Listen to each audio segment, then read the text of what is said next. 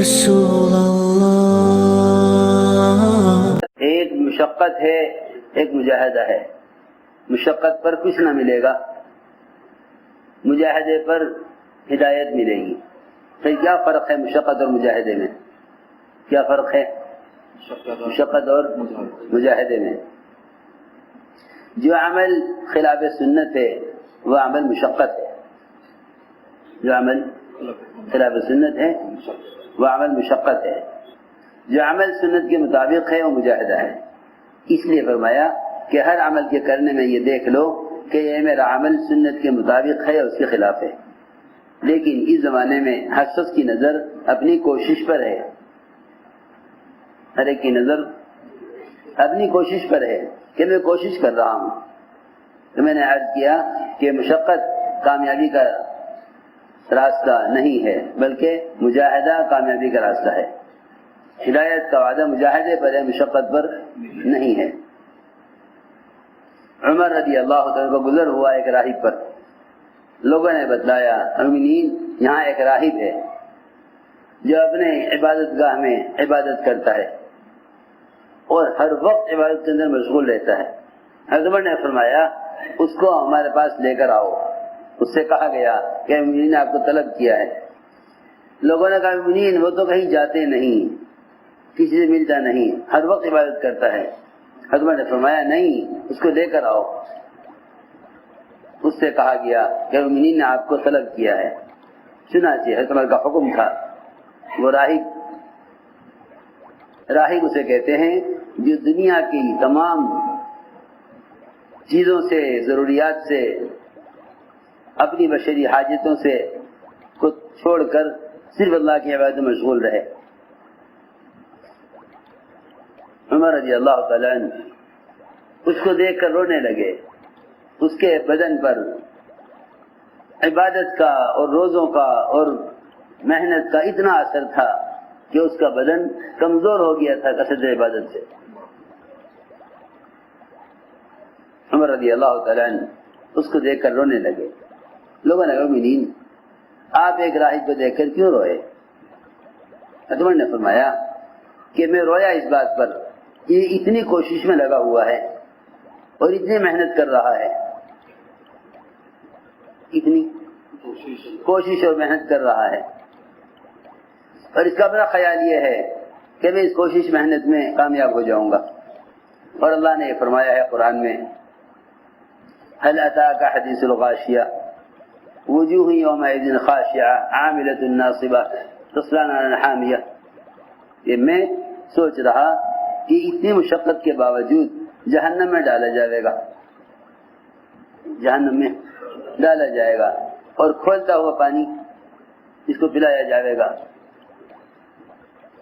کھولتا پانی اس کو پلایا جائے گا. اتنی کوشش میں لگا ہوا ہے، اس کے باوجود جہنم کی آگ میں ڈالا جائے گا. بات یہ ہے کہ کامیابی اللہ رب العزت نے صرف ان طریقوں میں رکھی ہے جو طریقے محمد صلی اللہ علیہ وسلم کے ہیں. اس لیے اپنے عمل کی مشقت کو مت دیکھو بلکہ یہ دیکھو کہ میرا عمل علم کے کتنا مطابق ہے.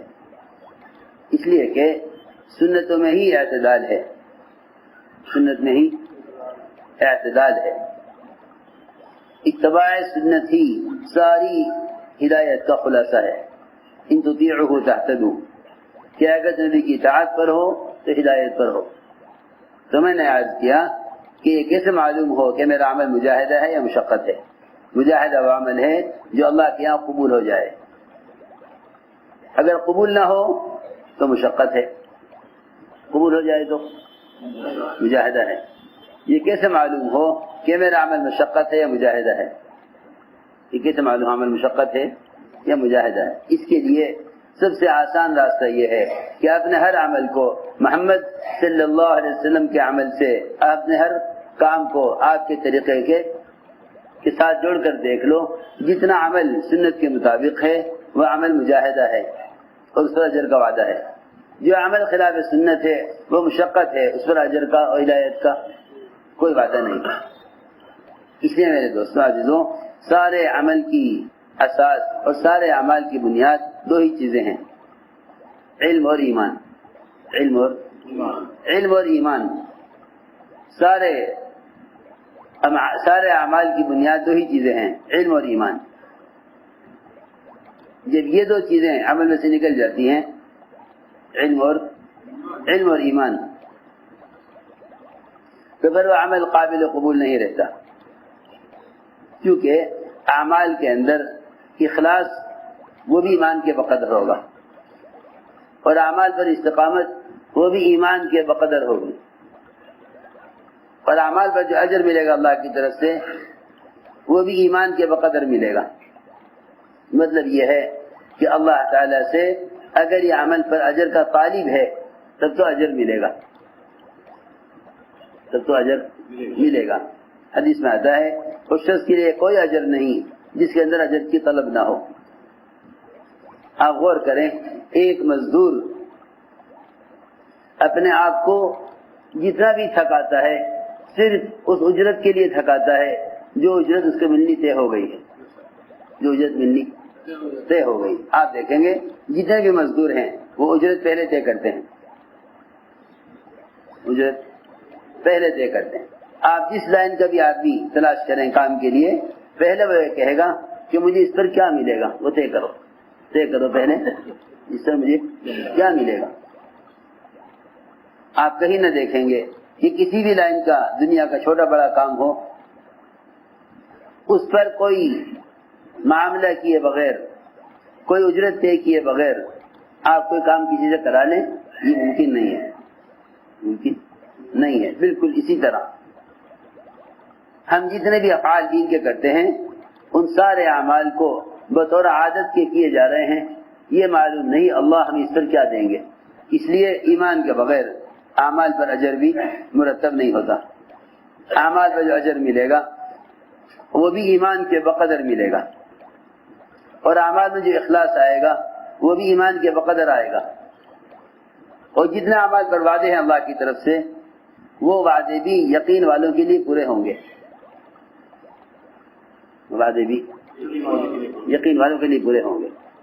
اس زمانے میں مسلمانوں کی ناکامی کا ایک بڑا سبب یہ ہے کہ وعدوں کا دل میں یقین نہیں ہے،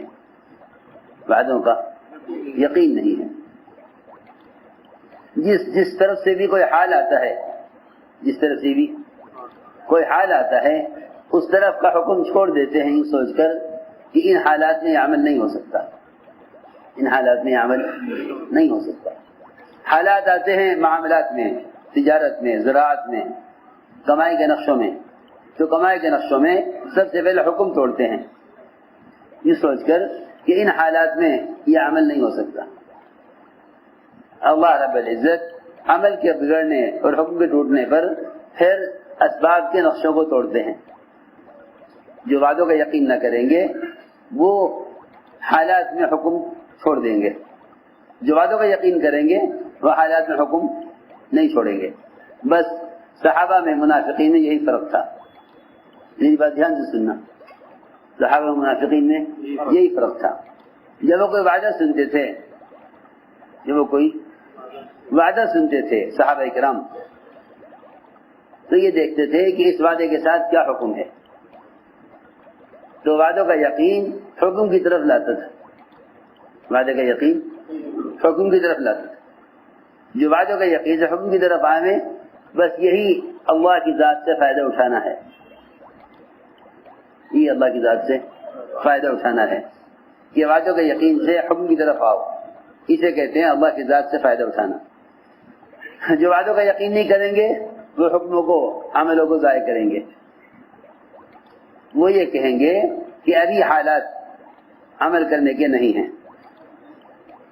تو صحابہ میں منافقین میں فرق یہ تھا کہ صحابہ کرام وعدے سن کر کہتے تھے کہ اللہ کے رسول کے وعدے سچ ہیں، یہ وعدہ پورا ہو کر رہے گا، اور اللہ کا نظام کچھ ایسا ہے کہ اللہ تعالیٰ اس موقع پر وعدے کرتے ہیں، صحابہ سے جس وقت حالات انتہائی خراب ہوتے ہیں، انتہائی خراب ہوتے ہیں. صحابہ قلت میں، صحابہ خوف میں، خندق میں بھوک بھی اور خوف بھی، اور دشمن سے حفاظت کے لیے خندق کی کھدائی بھی ہو رہی. اللہ تعالیٰ نے اس موقع پر وعدے کیے کہ اللہ رب العزت قیصر و کسریٰ کے تمام محلات اور ان کے تمام خزانے اور ان کی تمام کنیزوں کو اور ان کی تمام عورتوں کو اور ان کی تمام باندیوں کو مسلمانوں کے حوالے کرنے والے ہیں. حالات کی خرابی میں اللہ تعالیٰ اس لیے وعدے کرتے ہیں تاکہ ایمان والے ایک طرف ہو جائیں، منافقین ایک طرف ہو جائیں. حالات میں اللہ وعدے اس لیے کرتے ہیں تاکہ منافقین ایک طرف ہو جائیں اور ایمان والے ایک طرف ہو جائیں. منافقین نے کہا سارے وعدے دھوکہ ہیں، کچھ نہیں ہوگا. سارے وعدے دھوکہ ہیں. کیوں؟ اس لیے کہ وہ وعدے سن کر حالات کو دیکھ رہے ہیں. وعدے سن کر حالات کو دیکھ رہے ہیں. وہ وعدے سن کر حالات کو دیکھ رہے ہیں. جو حالات کو دیکھے گا وعدوں کے مقابلے میں، وہ تو وعدوں میں شک میں پڑ جائے گا. منافقین نے یہ کہا جب اللہ تعالیٰ کی طرف سے قیصر کسریٰ کے محلات کے فتح ہونے کا وعدہ ہے تو اللہ انہیں کھانے کو کیوں نہیں دیتے؟ یہ خوف میں، فاقے میں آپ کے پیٹ پر 2 پتھر بندھے ہوئے. اگر یہ بات سچ ہے تو انہیں کم سے کم کھانے کو تو مل جائے. یہاں سے منافقین کو شک ہوا یہاں سے کہ اگر یہ بات سچ ہوتی تو اللہ انہیں اس وقت تو کھانے کے لیے دے دیتے. قیصر کسریٰ کے محلات تو جب فتح ہو جائیں گے، لیکن ہم کیسے یقین کر لیں جو اللہ ان کو قیصر کسریٰ کے محلات دے رہا وہ انہیں کھانے کے لیے کیوں نہیں دیتا؟ اللہ کی شان. تم دیکھو گے جب بھی کوئی بڑا وعدہ کیا وہ وعدہ خوف اور تنگی کے موقع پر کیا. حدیبیہ میں اللہ رب العزت نے وعدہ کر لیا کہ ہم آپ کو کھلی فتح دے رہے، حالانکہ حدیبیہ میں فتح کی کوئی چیز نظر نہیں آتی. سارے مشرکین کی شرائط منظور، اپنی کوئی شرط منظور نہیں. عمرہ نہیں کرنے دیں گے تو عمرہ کیے بغیر واپس جانا ہوگا، یہ بھی منظور ہے. یہ بھی منظور ہے. دشمن سمجھ رہا ہم کامیاب ہو گئے، یہ ناکام ہو گئے. ہر سمجھتے تھے جو تنگی میں حکم پورا کر دیں گے اپنی چاہت کے خلاف، اللہ تعالیٰ ان کے لیے فتح لکھ دیں گے. ان کے لیے اللہ فتح لکھ دیں گے. تو یہ سوچیں گے ان حالات میں عمل نہیں ہو سکتا، یا ان حالات میں ہمیں کیا کرنا چاہیے. ان سے فتح کا کوئی وعدہ نہیں. فتح کا ان سے کوئی وعدہ نہیں. صحابہ کرام نے یقین کیا، صحابہ نے یقین کیا، اور جیسی خوشخبری ملی کہ خندق میں چٹان کے ٹوٹنے پر آپ کو قیصر کسریٰ کے محلات کا فتح دکھایا گیا، صحابہ نے اللہ اکبر زور سے کہا. منافقین نے کہا سب وعدے دھوکہ ہیں، کچھ نہیں ہوگا. نصیب سمجھانے کے لیے عرض کر رہا تھا کہ وعدے پورے ہوں گے یقین کرنے والوں کے لیے. اس زمانے میں ہمارا حال یہ ہے، ہم قرآن پڑھنے سے زیادہ اخبار پڑھتے ہیں.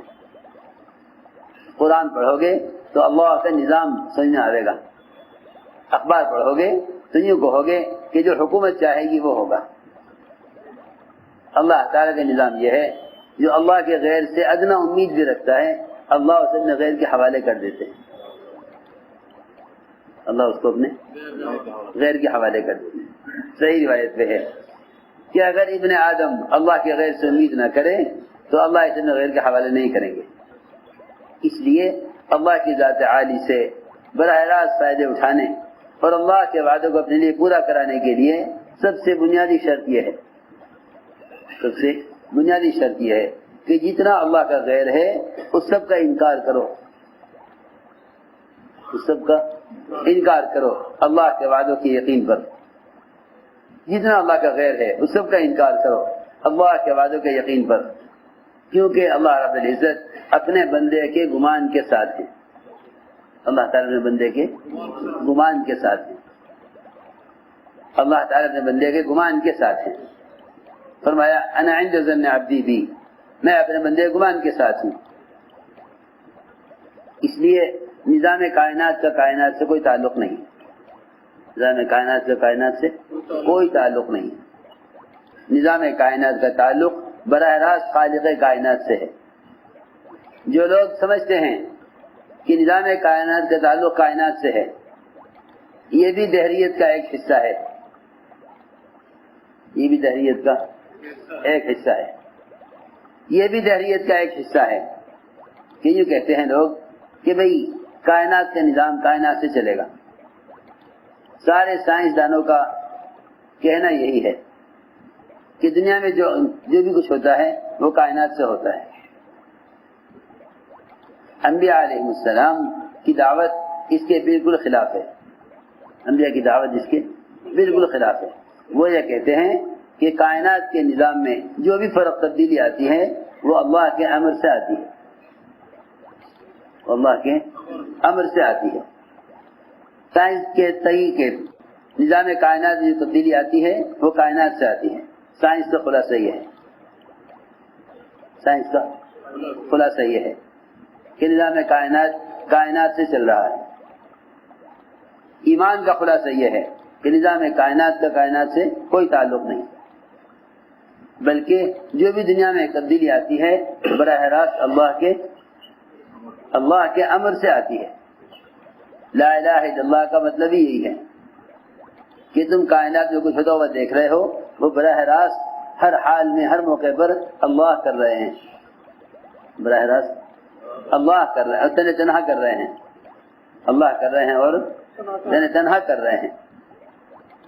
سائنس کا خلاصہ اور سائنس کا تقاضا یہ ہے، سائنسدانوں کی ساری ریسرچ مخلوق پر ہے، وہ خالق میں تفکر نہیں کرتے، وہ خالق میں تفکر نہیں کرتے، خالق میں غور نہیں کرتے۔ سائنس کی ساری ریسرچ مخلوق میں ہے، وہ خالق میں تفکر نہیں کرتے۔ جو خالق میں تفکر کرے گا وہ تو کائنات کے نقشوں کو سمجھ کر اس کا انکار کر کے اللہ تک پہنچ جائے گا۔ ابراہیم علیہ السلام نے قیامت تک آنے والوں کو یہ راستہ دکھلایا کہ جو نظام کائنات کے انکار کرے گا وہ اللہ تک پہنچے گا، اور نظام کائنات میں الجھ کر رہ جائے گا وہ اسی کو معبود سمجھے گا، اللہ تک نہیں پہنچے گا، وہ اسی کو معبود سمجھے گا، اللہ تک نہیں پہنچے گا۔ یہی وجہ ہے سورج میں کھو جانے والے مجوسی ہو گئے، ستاروں میں کھو جانے والے نجومی ہو گئے، ستاروں میں کھو جانے والے نجومی ہو گئے، سورج میں کھو جانے والے مجوسی ہو گئے۔ جنہوں نے زمین کو اصل سمجھا وہ زمین کے پجاری ہو گئے، ان سے کہلوایا گیا کہ تم کہو زمین کیجئے، وہ کہہ دیں گے زمین کیجئے۔ جی ہاں، اتنا یقین اتنا بگڑے گا کہ مسلمان یہ کہنے لگے گا کہ اس کے کہنے میں کوئی حرج نہیں ہے، کہنے میں کوئی حرج نہیں۔ حضرت فرماتے تھے جتنی بھی ظاہری شکلیں ہیں اگر قدرت کے مقابلے میں ان کا انکار نہیں کرو گے تو اللہ کے انکار کر بیٹھو گے۔ حضرت کی بات ہے، حضرت فرماتے تھے جتنا بھی اللہ کا غیر ہے اگر اس کا انکار نہیں کرو گے قدرت کے مقابلے میں تو اللہ کے انکار کر بیٹھو گے۔ نظام کائنات کو ہی قدرت سمجھو گے، نظام کائنات کو ہی قدرت سمجھو گے، نظام کائنات کو ہی قدرت سمجھو گے۔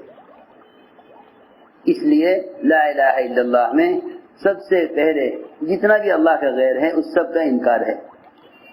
ابراہیم علیہ السلام نے بنے ہوئے سے بنانے والے کو پہچانا، بنے ہوئے سے بنانے والے کو پہچانا، اور سب سے یہ کہہ دیا کہ جو شخص اللہ تک پہنچنا چاہے اس کو بنے ہوئی چیز کا انکار کرنا ہوگا، بنے ہوئے کا انکار کرنا ہوگا، بنے ہوئے کا انکار کرنا ہوگا تو اللہ تک پہنچے گا۔ اور اگر بنے ہوئے کو اصل سمجھے گا تو اللہ کے اس کے درمیان بنی ہوئی چیزیں اور اس کے اللہ کے درمیان رکاوٹ بنے گی، اللہ کے درمیان رکاوٹ بنے گی۔ اس لیے جتنا ظاہری نظام ہے اس سب کا انکار کرو اللہ کی ذات سے فائدے اٹھانے کے لیے. سمجھتے تھے اللہ کی ذات سے فائدہ اٹھانے کے لیے کائنات کا یقین نکلنا شرط ہے. کائنات کا یقین نکلنا شرط ہے. اللہ کی ذات سے فائدہ اٹھانے کے لیے کائنات کا یقین نکلنا شرط ہے. جو کائنات پر یقین رکھیں گے وہ قدرت سے استفادہ نہیں کر سکتے. تو دو قسم کے لوگ ہیں. ایک قسم ہے انبیاء علیہ السلام کی، وہ کہتے ہیں جو بات کائنات میں پیش آتی ہے وہ براہ راست اللہ کے امر سے پیش آتی ہے. ایک قسم ہے غیروں کی، وہ کہتے ہیں کہ جو چیز دنیا میں پیش آتی ہے وہ کائنات میں کائنات سے پیش آتی ہے. سنو، یہ دو قسم کے لوگ ہیں. ایک قسم وہ ہے جو کہتی ہے کائنات جو کچھ پیش آتا ہے کائنات سے پیش آتا ہے. ایک قسم علیہ السلام کی ہے، وہ کہتے ہیں کائنات میں جو کچھ پیش آتا ہے براہ راست اللہ کے حکم سے پیش آتا ہے. ایک صحابی نے آ کر عرض کیا حضور اکرم صلی اللہ علیہ وسلم سے کہ یا رسول اللہ اونٹوں میں خارش پھیل گئی. اونٹوں میں خارش پھیل گئی. فرمایا آپ نے کہ اونٹوں میں خارش کیسے پھیل گئی؟ یہ سوال بطور امتحان کے تھا. اس لیے نہیں تھا یہ سوال کہ تم کوئی سبب بتاؤ، خارش پھیلنے کا کوئی سبب بتاؤ. سبب معلوم کرنے کے لیے سوال نہیں تھا.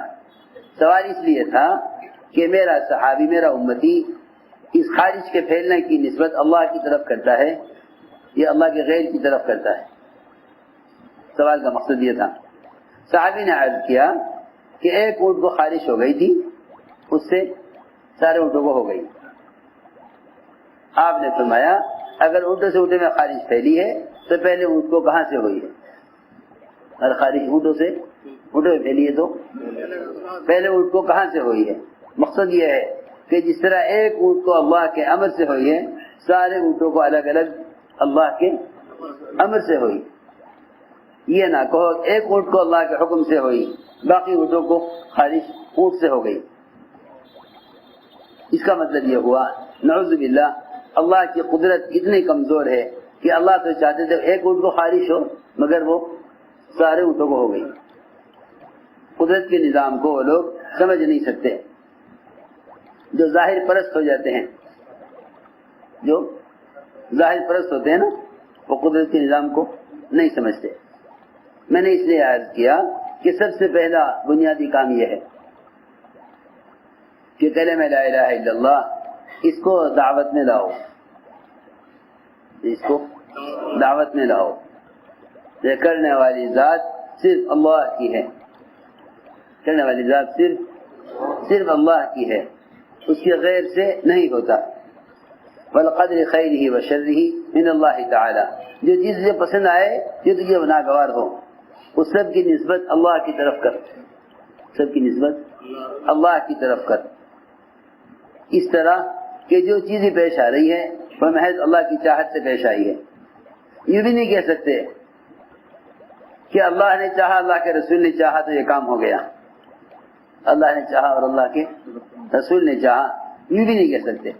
ارے انبیاء علیہ السلام جو اللہ کے اتنا قریب ہیں، اللہ تعالیٰ کے اتنے قریب، انبیاء علیہ السلام جن کے ساتھ اللہ کی مدد نصرت لازم ہے، جب یوں نہیں کہہ سکتے کہ نبی کے چاہنے سے یہ ہو گیا تو پھر دنیا میں کس کی حیثیت رہ گئی کہ اس کے بارے میں یہ کہا جائے کہ ان کے چاہنے سے کام ہو جائے گا. ان کے چاہنے سے یہ کام ہو جائے. لوگ کہتے ہیں کریں گے تو اللہ، مگر وزیر چاہ لے کہ وزیر کے چاہنا بھی اللہ کے چاہنے سے ہوگا. اگر نبی کی چاہت سے نہیں ہو سکتا تو وزیر کی چاہت سے کیسے ہو جائے گا؟ نبی کی چاہت سے نہیں ہو سکتا. نبی کی چاہت سے کتنے موقع ایسے ملیں گے آپ کو، کتنے موقع ایسے ملیں گے قرآن میں کہ نبی ایک چیز کو چاہیں گے اللہ نہیں چاہیں گے. نبی ایک چیز کو چاہیں گے اللہ نہیں چاہیں گے. اللہ تعالیٰ اس لیے مؤخر کر دیتے ہیں انبیاء کے کام کو بھی، تاکہ لوگ سمجھ لیں کہ اللہ کرنے والے ہیں، انبیاء کرنے والے نہیں ہیں. صحیح بات دھیان سے سننی پڑے گی. اللہ تعالیٰ انبیاء کے کام کو بھی مؤخر کر دیتے ہیں، یہ دکھانے کے لیے کہ اللہ چاہیں گے تو ہوگا، انبیاء کے چاہنے سے بھی کچھ نہ ہوگا، انبیاء کے چاہنے سے بھی کچھ نہ ہوگا۔ ہمارے فرماتے سارے انبیاء علیہ السلام جمع ہو کر اگر اپنی اپنی مدت بعثت ایک آدمی کی ہدایت پہ خرچ کر دیں تو اللہ کی چاہت کے بغیر یہ ایک آدمی کو ہدایت نہیں دے سکتے۔ السلام علیکم محترم سامعین، اسی طرح کے مزید بیانات اور تعلیم حیات الصحابہ کی حاصل کرنے کے لیے واٹس ایپ پر رابطہ کریں 9270021230 واٹس ایپ گروپ حیات الصحابہ رضی اللہ عنہ۔ Reconstruction of Ummah. Allah, Rasul Allah.